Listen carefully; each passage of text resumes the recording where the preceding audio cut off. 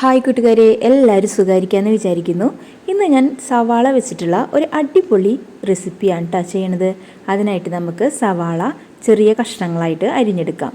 വലിയ തിന്നായിട്ട് അരിഞ്ഞെടുക്കണ്ട, ഒരു കുറച്ച് കട്ടിയിൽ അരിഞ്ഞെടുക്കാം കേട്ടോ. ഇതിൻ്റെ ഈ റെസിപ്പിക്ക് വേണ്ടത് കുറച്ച് കട്ടിയായിട്ട് വേണം നമ്മളത് അരിഞ്ഞെടുക്കാനായിട്ട് വേണ്ടത് കേട്ടോ. അതെ, ഇതുപോലെ അരിഞ്ഞെടുക്കണം. നമ്മൾ ചിക്കനൊക്കെ ഉണ്ടാക്കുമ്പോൾ കുറച്ച് നന്നായിട്ട് തിന്നായിട്ടല്ലേ ചിക്കൻ കറിയിലേക്കൊക്കെ നമ്മൾ അരിഞ്ഞിടാറ്, വഴറ്റാനായിട്ട് സബോള ഉപയോഗിക്കുമ്പോൾ. അതുപോലെ അങ്ങോട്ട് തിന്നാവണ്ട, നമ്മൾ കുറച്ച് കട്ടിയിൽ വേണം ഇത്. കണ്ടോ, ഇതുപോലെ കട്ടിയിൽ വേണം ഇത് ചെയ്തെടുക്കാനായിട്ട് കേട്ടോ. പിന്നെ ഇതിൻ്റെ നമ്മൾ ഓരോ ഇതളുകളായിട്ട് നമ്മളിത് കൈ കൊണ്ട് തന്നെ ഒന്നിങ്ങനെ ഞെരടി കൊടുത്താൽ ഓരോ ഇതളുകളായിട്ട് നമ്മളിത് വേർപ്പെടുത്തിയിട്ട് എടുക്കുക കേട്ടോ.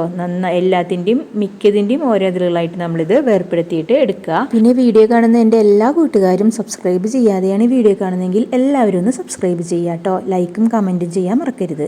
ഇനി ഞാൻ സവാള ഒരു ബൗളിലേക്ക് മാറ്റി അതിലേക്ക് ആവശ്യത്തിന് ഉപ്പും, അതായത് ഒരു ടീസ്പൂൺ ഉപ്പ് ചേർത്തിട്ടുണ്ട്. പിന്നെ ഒരു 1/4 കപ്പ് വിനാഗിരി ഒഴിച്ച് കൊടുത്തിട്ടുണ്ട് കേട്ടോ. എന്നിട്ടിത് നന്നായിട്ട് മിക്സ് ചെയ്തിട്ട് നമുക്കിത് മാറ്റി വയ്ക്കാം. ഇനി ഞാനൊരു ചീനച്ചട്ടിയിലേക്ക് വെളിച്ചെണ്ണ ഒഴിച്ച് കൊടുക്കുന്നുണ്ട് കേട്ടോ. ഒരു 1/4 കപ്പ് വെളിച്ചെണ്ണയോളം ഞാൻ ഒഴിച്ച് കൊടുത്തിട്ടുണ്ട്. ഇതിലേക്ക് ഒരു 1/4 ടീസ്പൂൺ ഉലുവ ഇട്ട് കൊടുക്കുന്നുണ്ട്. അതുപോലെ തന്നെ 1/4 ടീസ്പൂൺ കടുക് ഇട്ട് കൊടുത്തിട്ടുണ്ട് കേട്ടോ. ഇതിലേക്ക് 2 മുളക് പൊട്ടിച്ച് ഇട്ട് കൊടുത്തിട്ടുണ്ട്. ഇതിലേക്ക് ഞാനൊരു 3 പച്ചമുളക് സ്ലൈസ് ചെയ്തതും ഇട്ട് കൊടുത്തിട്ടുണ്ട് കേട്ടോ. ഇതൊക്കെ ഒന്ന് മൂപ്പിച്ചെടുക്കണം. അത് കഴിഞ്ഞ് ഇതിലേക്ക് പൊടികൾ ചേർത്ത് കൊടുക്കാം. ഒരു 1/4 ടീസ്പൂൺ മഞ്ഞൾപ്പൊടിയും ഒരു ടീസ്പൂൺ മുളക് പൊടി ഇട്ടിട്ടുണ്ട്. പിന്നെ 1/4 ടീസ്പൂൺ കായം പൊടിയും ഇട്ട് കൊടുത്തിട്ടുണ്ട് കേട്ടോ. മുളക് പൊടിക്ക് എരിവ് കുറവാണ്, അതാണ് 1 ടീസ്പൂൺ ഞാൻ ഇട്ട് കൊടുത്തിരിക്കുന്നത് കേട്ടോ. ഇത് നമ്മൾ നന്നായിട്ട് ഇളക്കി മൂപ്പിച്ചെടുക്കുക കേട്ടോ. നന്നായിട്ട് കരിയാതെ നന്നായിട്ട് മൂപ്പിച്ചെടുക്കുക. പിന്നെ തീ നന്നായി കുറച്ച് വയ്ക്കാനായിട്ട് ശ്രദ്ധിക്കുക കേട്ടോ. ഇതുണ്ടോ, ഇപ്പം നമ്മുടെ ഇത് ഇവിടെ മൂത്ത് വന്നിട്ടുണ്ട്. നമുക്കിത് ഫ്ലെയിം ഓഫ് ചെയ്യാം. ഈ മിക്സ് നമുക്ക് സവാളയിലേക്ക് ഒഴിച്ചു കൊടുക്കാം കേട്ടോ. ഇത് നന്നായിട്ട് എന്നിട്ട് നന്നായിട്ട് ഇളക്കി യോജിപ്പിച്ചുകൊണ്ടിരിക്കുക. ഇത് വളരെ ടേസ്റ്റാണ് കേട്ടോ. എന്തൊരു രസമാണെന്നറിയോ, ഇത് ചോറിൻ്റെയൊക്കെ കൂടെ കഴിക്കാനായിട്ട് അടിപൊളി ടേസ്റ്റാട്ടോ. ഇതാണ് നമ്മുടെ സവാള അച്ചാർ.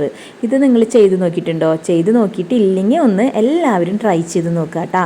പിന്നെ ഈ വീഡിയോ ഇഷ്ടപ്പെട്ടാൽ കൂട്ടുകാർക്കൊക്കെ ഒന്ന് ഷെയർ ചെയ്ത് കൊടുക്കാൻ മറക്കല്ലേ കേട്ടോ. പിന്നെ നിങ്ങളുടെ അഭിപ്രായങ്ങൾ കമൻറ്റിലൂടെ അറിയിക്കാനും മറക്കരുത്. അടിപൊളി ടേസ്റ്റാട്ടോ. ഇത് ഉണ്ടാക്കി വെച്ചിട്ട് നമ്മൾ അച്ചാറൊക്കെ ഉണ്ടാക്കി വെക്കില്ലേ, അതുപോലെ 2 ദിവസമൊക്കെ കഴിഞ്ഞിട്ട് നമ്മളിത് എടുത്ത് ഉപയോഗിക്കുക കേട്ടോ. അപ്പോഴാണ് ഇതിൻ്റെ കറക്റ്റ് ടേസ്റ്റ് നമുക്ക് കിട്ടുക. ഇപ്പം നമുക്കിത് ഒരു കുപ്പിയിൽ ഇട്ട് വെക്കുക കേട്ടോ. കുപ്പിയിലിട്ടിട്ട് 2 ദിവസത്തിന് ശേഷം ഇത് ഉപയോഗിച്ച് നോക്കൂ. നല്ല ടേസ്റ്റാണ്. എല്ലാവരും ഒന്ന് ട്രൈ ചെയ്ത് നോക്കുക കേട്ടോ. കുട്ടികൾക്കും കൊടുക്കാൻ പറ്റും. അധികം മുളകൊന്നും ഇതിൽ ചേർത്തിട്ടില്ല, അതുകൊണ്ട് കുട്ടികൾക്കും ഇത് ഇഷ്ടമാവും കേട്ടോ. പിന്നെ ഇത് നല്ലൊരു പുളിയും എരിവും എല്ലാം വരുന്ന ഒരു ടേസ്റ്റാണ് കേട്ടോ. ചോറൊക്കെ കഴിക്കുമ്പോഴും ചപ്പാത്തിയുടെ കൂടെയും ഒക്കെ നമുക്കിത് കഴിക്കാൻ പറ്റും. നമ്മളിന്ന് മാങ്ങാച്ചാറും നാരങ്ങാച്ചാറും ഒക്കെ കൂട്ടിയിട്ടല്ലേ ഭക്ഷണം കഴിക്കാറ്. ഇപ്പോൾ ചോറിൻ്റെ കൂടെ ഈ സവാള അച്ചാർ കൂട്ടിയിട്ട് ഒന്ന് കഴിച്ച് നോക്കൂ കേട്ടോ. അടിപൊളി ടേസ്റ്റാണ്. പിന്നെ ഞാൻ പറഞ്ഞിട്ട് കാര്യമില്ലല്ലോ, നിങ്ങൾ ഉണ്ടാക്കി കഴിച്ച് നോക്കിയിട്ട് തന്നെ അറിയണം ഇതിൻ്റെ രുചി. അടിപൊളി ടേസ്റ്റാണ് കേട്ടോ. അപ്പോൾ എല്ലാവരും ട്രൈ ചെയ്യുക. മറ്റൊരു വീഡിയോയിലൂടെ വീണ്ടും കാണാം. ബൈ.